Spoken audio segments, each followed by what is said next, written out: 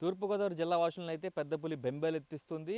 గత కొన్ని రోజులుగా కూడా ఈ ప్రాంతంలో పర్యటిస్తున్న పులి సంచారంతో అయితే వీరందరూ కూడా గ్రామస్తులందరూ కూడా వణికిపోతున్న పరిస్థితి కనిపిస్తుంది. అయితే ఈరోజు ఉదయం పులి గాండ్రింపుని విన్న వ్యక్తులైతే మనతో ఉన్న పరిస్థితి కనిపిస్తుంది. పొలంలో పని చేసుకుంటున్నారు. ఇక్కడ కోళ్ల ఫారంలో పనిచేస్తున్న వ్యక్తులకైతే పులి గాండ్రింపు వినిపించని భయంతో బెంబేలెత్తి షెడ్లో దాక్కున్న పరిస్థితులు ఇక్కడ నెలకొన్నాయని చెప్పుకోవాలి.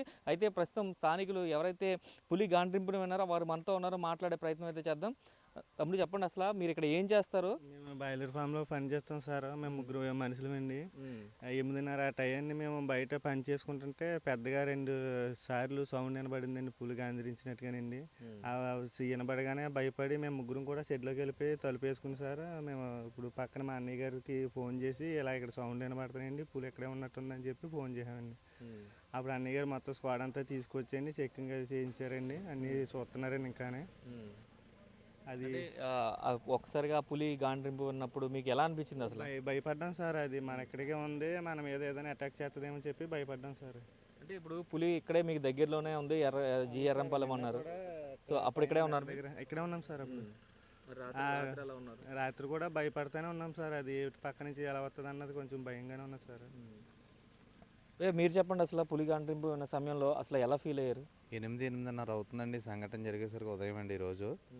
నిన్న కూడా ఇక్కడ ఒక 1/2 కిలోమీటర్ దూరంలోనే నిన్న అంతా జరిగిందండి. పులిని ట్రేస్ చేయడం గట్టా జరిగింది, ట్రేస్ అవ్వలేదన్నారండి. చాలా భయాందోళనతో ఉన్నామండి. ఎందుకంటే మేము తెల్లవారిన కాడ నుంచి ఇక్కడ సాయంత్రం 5-6 ప్రాంతం వరకు కూడా ఇక్కడే ఉంటామండి మేము. అయితే ఏ టైంలో ఏమన్నా ఇచ్చేస్తుందేమని చెప్పేసి కొంచెం భయాందోళనతోనే ఉన్నామండి మేము.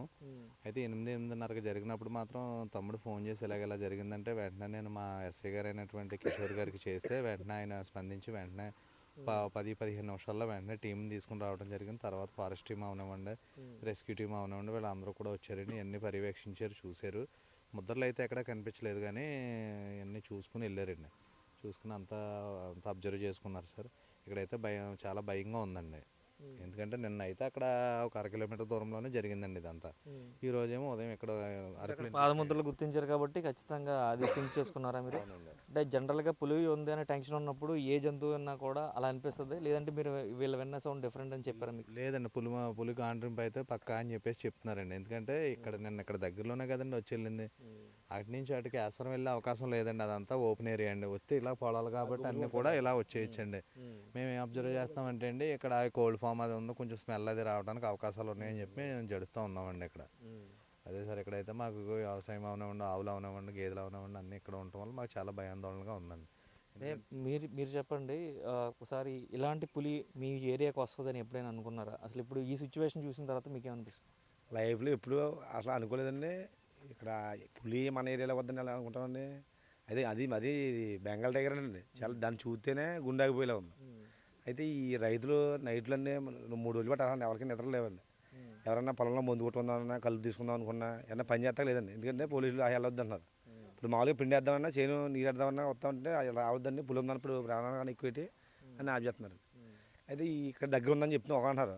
ఇప్పుడు రకరకాల మాత్రం ఒకరేమో తుంగపల్లి అంటున్నారు. అయితే ఎక్కువ శాతం అండి నిన్న కోకో తోట అండి, కటరల తోటలో పాదమతులు గుర్తించారు. మొత్తం నిజం కోకోల వార్న్ అండి ఒక 10 ఎకరాలు పెట్టి ఉంటుందండి హనుమాన్ చక్ర గారు అని. ఆ వార్న్ ఉండిపోయిందండి. నైట్ ఇలా వచ్చింది గాండ్రీ వినబడని చెప్పి వీళ్ళు ఖచ్చితంగా చెప్తున్నారండి. అదండి పొద్దున్న 8:30 అయ్యింది. అది వినగానే అమ్మనే జగన్ అండి వాళ్ళదే పొలం. జగన్ గారికి ఇన్ఫామ్ చేసి ఎమ్మెల్యే గారికి మొత్తం తెలిసి నేను ఇలా వచ్చిందని అని ఫోన్ చేస్తే మనోడే అమ్మనే మళ్ళీ ఫాలోఅప్ చేయాలి. అయితే జనం అయితే మాత్రం రైతులందరూ కూడా చాలా ఆందోళన పడుతున్నారు. ఇది చూసుకోవచ్చు సిచ్యువేషన్. ఇక్కడ కోళ్ల ఫారంలో పనిచేస్తున్న వ్యక్తికి అయితే పులి గాండ్రింపు వినిపించిందని చెప్తున్నారు. అయితే వీళ్ళు ఇక్కడ కోళ్ల ఫామ్ దగ్గర ఇక్కడే స్టే ఉంటారు. ఇక్కడ 3 వ్యక్తులు అయితే ఇక్కడ ఉంటామని చెప్తున్నారు.